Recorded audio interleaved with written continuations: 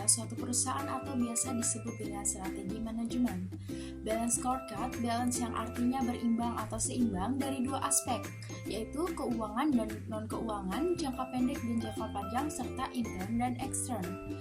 Sedangkan scorecard yaitu yang artinya kartu skor atau kartu yang digunakan untuk mencatat skor hasil kinerja seseorang. Balance scorecard adalah sistem manajemen strategis yang digunakan dalam bisnis dan industri, pemerintah dan organisasi nirlaba untuk menyelaraskan kegiatan usaha dengan misi dan strategi organisasi, meningkatkan komunikasi internal dan eksternal, dan memantau kinerja organisasi terhadap tujuan strategis dengan 4 perspektif, yaitu perspektif keuangan, perspektif pelanggan, perspektif proses bisnis internal, dan perspektif pembelajaran dan pertumbuhan. Dengan balance scorecard, perusahaan jadi lebih tahu sejauh mana pergerakan dan perkembangan yang telah dicapai dan sangat membantu perusahaan untuk memberikan pandangan menyeluruh mengenai kinerja perusahaan.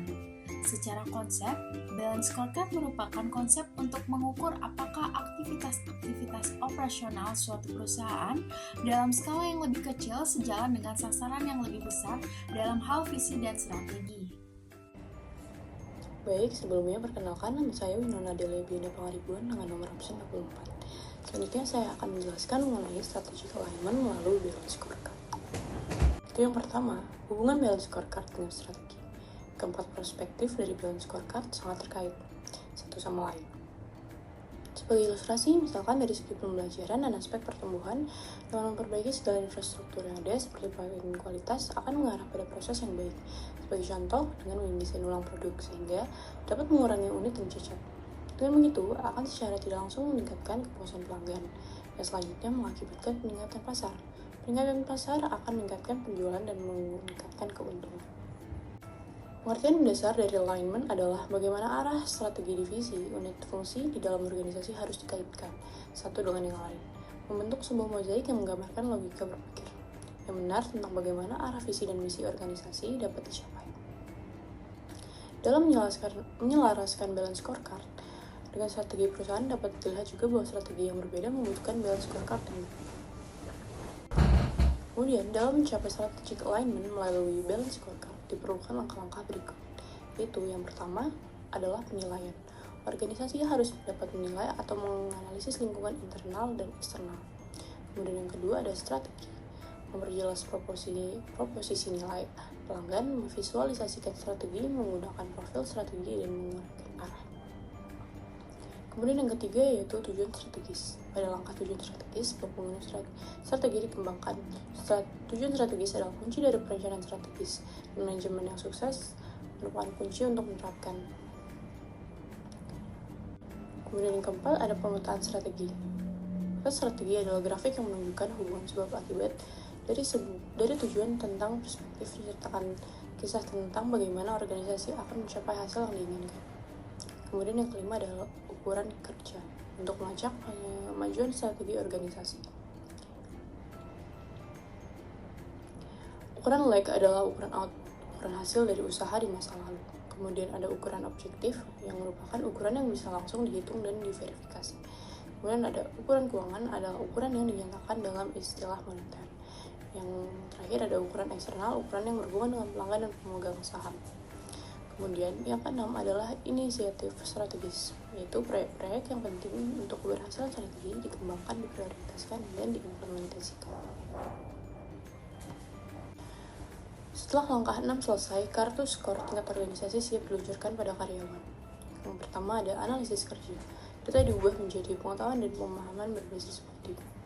Kemudian ada penjajaran, strategi diubah dari sesuatu yang hanya dikhawatirkan oleh eksekutif menjadi sesuatu yang didukung oleh semua orang dengan mengalirkan strategi perusahaan tingkat tinggi ke unit bisnis dan mendukung pertama dan kemudian ke karyawan individu.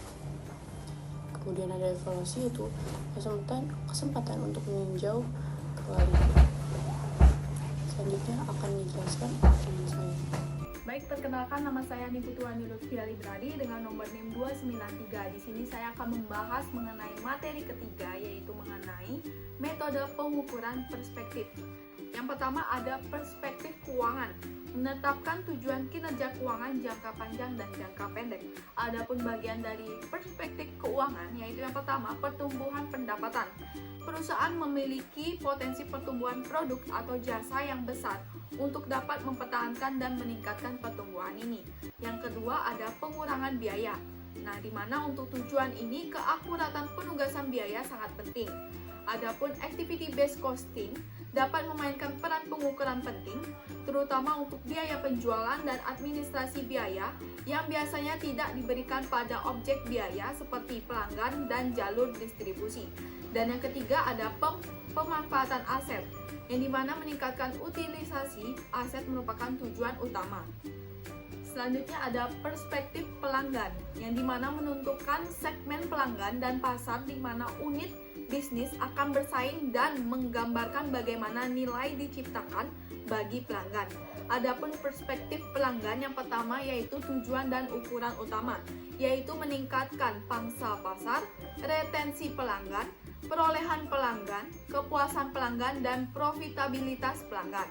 Dan yang kedua ada nilai pelanggan, yang dimana nilai pelanggan ini adalah selisih antara realisasi dan pengorbanan, di mana realisasi adalah apa yang pelanggan terima dan pengorbanan adalah apa yang pelanggan serahkan.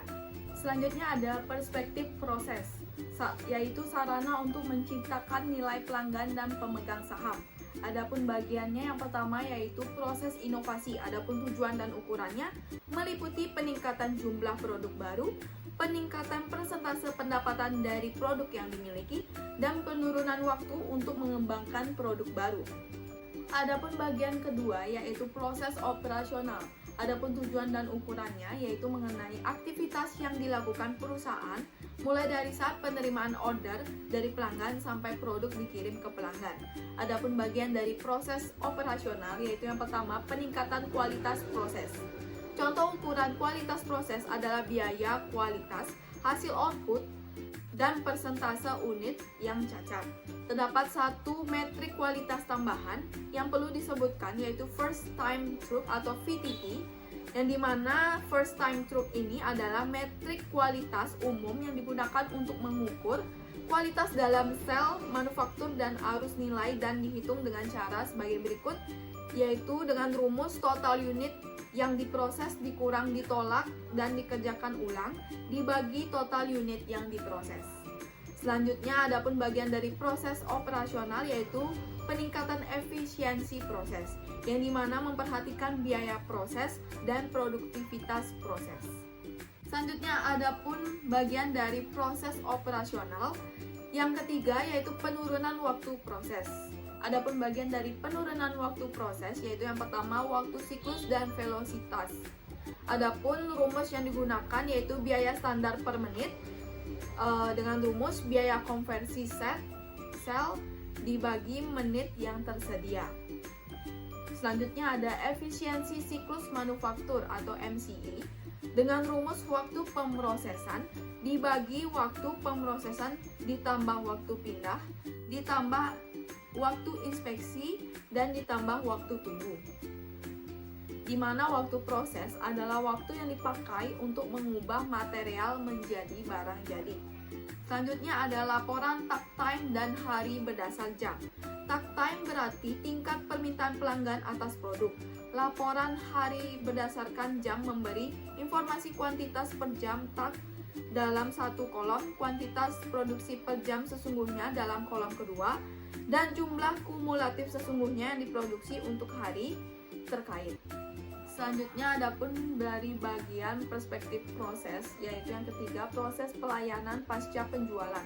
Adapun tujuan dan ukurannya yaitu pelayanan pasca penjualan mencakup efektivitas, perbaikan, pemrosesan pembayaran, dan penanganan terhadap barang yang rusak atau dikembalikan. Perusahaan dalam hal ini dapat menggunakan ukuran-ukuran yang bersifat waktu, biaya, dan kualitas seperti yang dilakukan dalam proses operasi. Untuk siklus waktu, perusahaan dapat menggunakan pengukuran waktu dari saat keluhan pelanggan diterima hingga keluhan tersebut diselesaikan.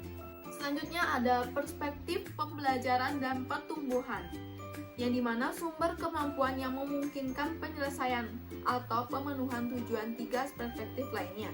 Perspektif ini memiliki 3 tujuan utama, yaitu yang pertama, peningkatan kemampuan pegawai, yang kedua, peningkatan motivasi, pemberdayaan dan pelibatan pegawai, dan yang ketiga, peningkatan kemampuan sistem informasi.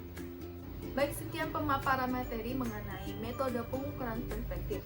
Saya ucapkan terima kasih.